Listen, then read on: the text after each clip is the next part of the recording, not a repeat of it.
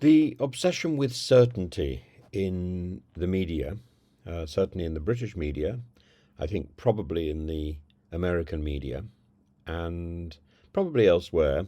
I was looking in Greek media earlier, and the same sort of the same sort of thing.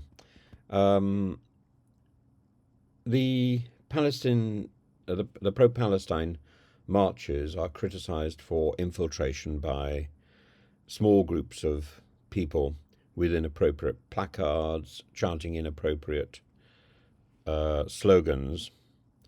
Maybe they're encouraged to. Larger groups of people are picking up slogans which are misunderstood, like from the river to the sea. But I think the heart is in the right place. I think that marches and petitions are the stuff of the late 19th century, early 20th century. I don't think they have that much effect. But I think when you hear people on Question Time, Newsnight, or so on talking about forensic analysis of the situation and what they think is an appropriate number of deaths before intervention should take place, 10 to 20,000, and comparisons with the assault in Gaza in 2014, I think it is chilling. I think it is chilling. I think we have to remember the right of a country to self-defense. I think we have to remember the indignation that is caused by a major terrorist event like the one that occurred on the 7th of October.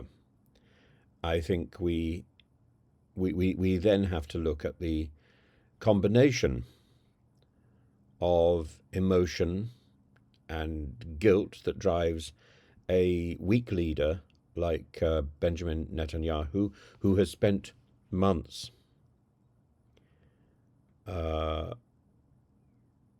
facing rebellion, facing marches, facing petitions from his own people for his own extraordinary plans. And at the same time, when we know that it was his failure to implement proper security in the Negev, to protect the kibbutzim in the Negev, that allowed Hamas to commit this crime. But I think we're over focused on two things which are not helpful. Number one, the language of what is a war crime and the language of international law. And number two, the bland and rather simplistic call for a ceasefire. A ceasefire is part of the legal machinery that underpins some of the stages towards peace. But actually, there are other stages, there are other methods towards peace. And what we should be calling for, I think, is peace. Calling for that specific solution simply promotes the defiance of this weak, nasty leader, Netanyahu. And it compromises the efforts, A, to seek an overall conclusion, that is peace, and the abandoning of war, and B, it compromises the efforts to build on what opportunities Netanyahu has already allowed. The pauses in the fighting, the humanitarian corridors, the opening of the Rafah gate, the slow involvement of Egypt.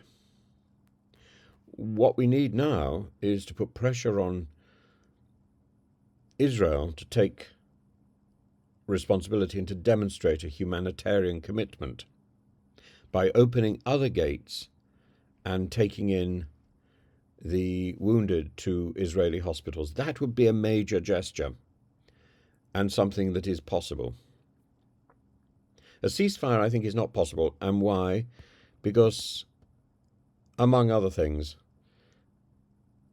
I don't think it's possible to police and monitor the activity of Hamas during a ceasefire, because they're underground. It's like having a battle with orcs. Until that underground tunneling is crushed, there is no possibility of a ceasefire. That would be the Israeli position, but that also would be a perfectly reasonable forensic analysis of the situation. No military commander would brook a ceasefire when the enemy has a clear advantage and can quietly maneuver themselves into a better position underground. It simply is not realistic. I think what we need to encourage is for Israel to separate the civilian population from the Hamas military activists. And Israel is now very much aware that the hospitals in the north of Gaza are being used as staging posts behind which the Hamas activists are performing. They talked about 1,000 hostages being held in one hospital. But how many Palestinians must die in order to kill one Hamas leader? 120, as in the camp, or more? Would it be expedient and acceptable for Israel to kill 1,000 hostages in a hospital simply to get the Hamas command center? And that's the area where we need to target, because I think it's not acceptable, and I think the world watching is horrified. And the level of observation, no matter how many journalists are taken out, the level of observation is so much higher than it was even in 2014. It's another world to the world of 1948. It's not that we cannot look the other way, or it's not that we want to look the other way, it's that we have so much visual evidence in real time about these atrocities, and we must find a way to stop them. I think personally that bland calls for a ceasefire are also a call for Benjamin Netanyahu's defiance, an opportunity for Benjamin Netanyahu's defiance. I think it goes the wrong way. I think a call for peace. What impressed me yesterday was the placards for peace. Peace in Palestine, peace in Israel, peace in Ukraine.